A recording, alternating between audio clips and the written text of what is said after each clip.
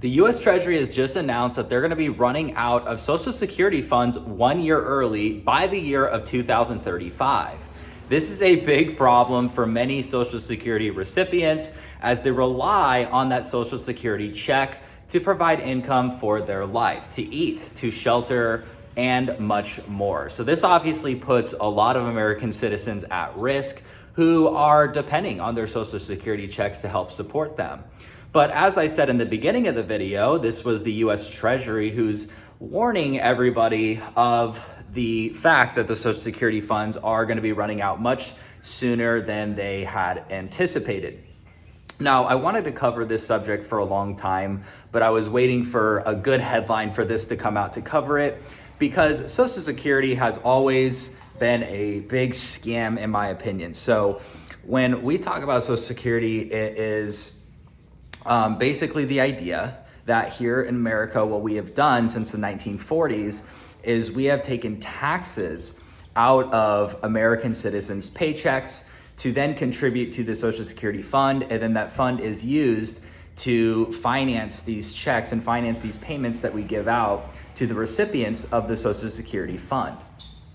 Well, it turns out, and what we now know is that, they were supposed to, people thought that we were taking out these taxes and putting into a separate account, some special account that the government had, which was never the case. The government has spent all of the Social Security money. I mean, you wonder where all this money has gone. Look at all the wars we're in. Look at all the infrastructure projects that we're funding.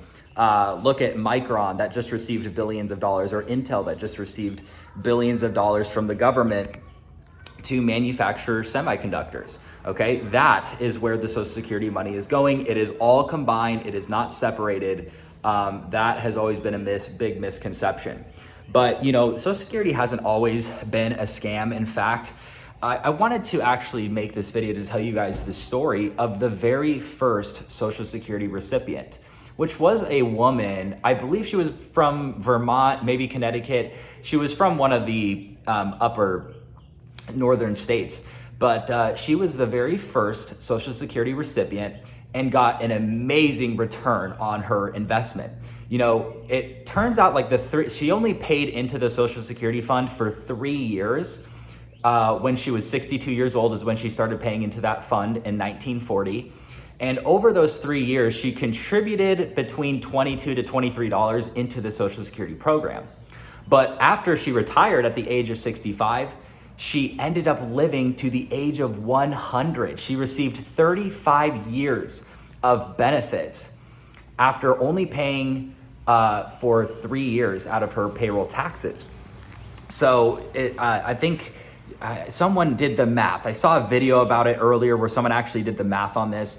She paid in about $20 to $23 to the Social Security fund and received about $22,800 in benefits. I mean, talk about an amazing return on investment that this woman got from the Social Security.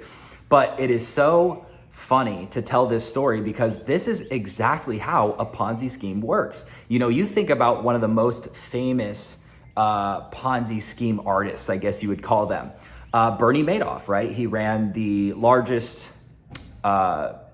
Ponzi scheme in history ever recorded. And remember, not everybody that worked with Bernie Madoff got ripped off. Some people did, in fact, get really good returns because that's how scams work. The people that get in early actually can get really good returns. So this is the same thing that happened with the victims of Bernie Madoff, is he told them, I'm going to get you huge returns. And for the very first few people that bought into the scam, they actually did get returns. It's the people that come in later. It's the people that are late to the party, late to the scam, that end up getting hurt the most. And so that's what you see happening here to Social Security recipients today. You had this idea that we are going to take care of people who are retired. We're going to help give them checks so that they can, supplement or fund their lifestyle. They can pay for things when they're retired, right? Because they've been working for so long. But the problem is that in order to provide the money to people that are entitled to Social Security today, is that we need more people to pay into the fund. If people stop paying the Social Security taxes right now, then nobody would be getting paid their benefits. That's why it's a scam, is because people who've been working for 30, 40 years now thought that that their money was being put into a separate account. That way, when they retire, they are taken care of. That is not the case, as we have learned. The government spends that money on war, and they spend that money on everything else. And then in order to keep the scam going, they have to sucker in more investors, right? Which are just the taxpayers, because you don't have a choice. You don't have a choice of whether or not you get to buy into the scam. It is required that you participate in the scam. That's why I think it's even worse than what Bernie Madoff had done. In my opinion, at least you could have just said, no, I think I'm good. No, this is a requirement, because if you don't pay your Social Security taxes, you will go to jail. So, but I wanted to tell that story of Ida, who was the very first Social Security recipient, because I think it's so funny. It is so on point of what a Ponzi scheme is. The people who get in early are the ones that can get the biggest returns, but the people that are in the scam years later, those are the people that end up getting burned. And that's what you see happening right now. That's why I announced in the beginning of the video what the treasury said, which is, well, we think we're running out of money by a little bit earlier than we had anticipated. No, we already knew that was going to happen, but now they're just admitting it.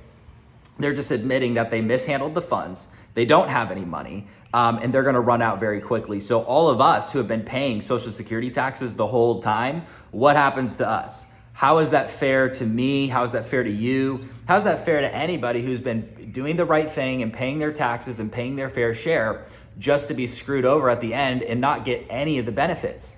So we are pretty much the opposite of Ida. We are the ones that paid the most and received the least amount of benefits. She paid the least amount and received the maximum amount of benefits. So I hope that this story helps you guys understand why I am anti-government, why we should never allow the government to handle our money. This is, again, I have always told you guys, I think that we should get rid of the Social Security tax. We should get rid of Social Security, because people would be so much better off if they were allowed to invest on their own. See, the thing is about Social Security, and why it pisses me off, is because it assumes that the government thinks that people are too dumb to handle their own money. So we're going to withhold the money, but then they just go spend it. So it doesn't make any sense. People would be better off if they were allowed to keep the Social Security taxes that they were being taxed on and putting it into a 401k. And over decades and decades and decades of working, the same amount of time that it would take for you to receive the Social Security benefits, that time period of growth in a stock market account, a tax advantage stock market account like an IRA, you could be worth millions of dollars.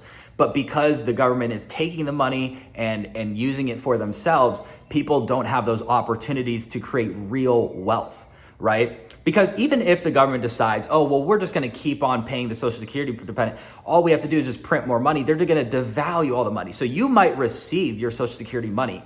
They might decide, why don't we just print more?